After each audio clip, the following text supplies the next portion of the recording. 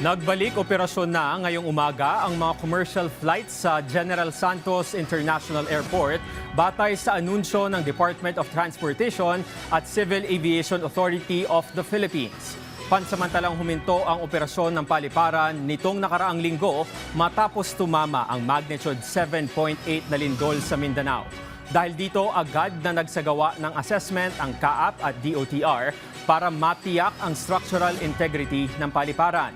Alinsunod sa direktiba ni Pangulong Ferdinand R. Marcos Jr., sinimulan na rin ang ilang repairs sa ilang bahagi ng paliparan at tiniyak ng mga ahensya na nasa maayos na kondisyon ang pasilidad bago opisyal na ibalik ang operasyon ngayong araw. Kaya naman ang lahat ng commercial flights ay pinapayagan na.